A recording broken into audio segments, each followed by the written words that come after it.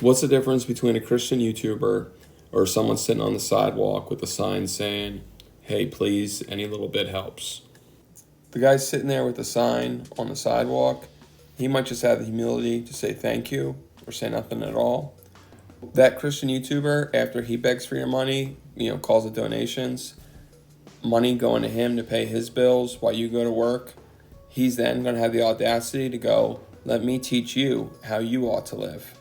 After he refuses to go to work, you go to work, you're sending money to pay his bills, and he wants to tell you, this is how you ought to live, you need to listen to me.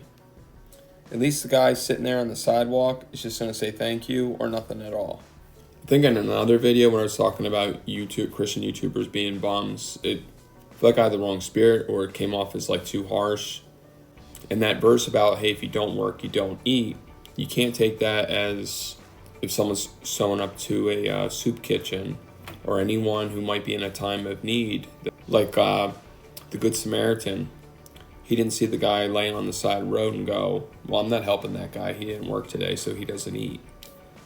That when Paul's talking about, hey, if you don't work, you don't eat, he's talking about the people who are being idle or busybodies, running their mouth all day and not working. And the implication is, oh, they were able-bodied, they could be working. And that's why I think a lot of these Christian YouTubers, that most of them seem, the ones who are asking for donations, they seem able-bodied, and that they should be working with their own hands and not asking people for money.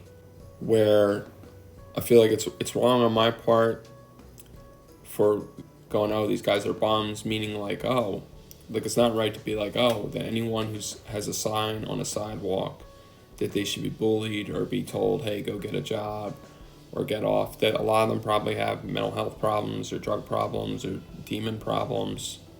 If Jesus says, hey, if you don't take care of the least of these, away from me, I don't know you, that there has to be a time and a place for real charity. And that we should be looking for opportunities to help people who are down and out, who need to be fed, who need to be clothed. And at that time and that place, you're not right away then saying to them, hey, go get a job, chip in. That there will be a certain point where some people that, like the Good Samaritan, when he found the guy beaten up, that you just need to be taking care of them for a time. But these Christian YouTubers who, instead of your money going to people who really are down and out, but they're asking you to pay them, that isn't to say, oh, they can't be online trying to evangelize, they can't be online trying to make disciples or teaching. All that's fine. It's just once they ask for the handout or the fee, my alarm goes up and goes, no, I think you are the people more closely to the Thessalonians, where it's, hey, if you're able-bodied, provide for yourself. You're being a busybody. Like, why what Paul and Jesus taught for free, you want to put your own spin on it and ask for a fee? Doesn't seem right. I think it's a bad witness. I think it's setting a bad example.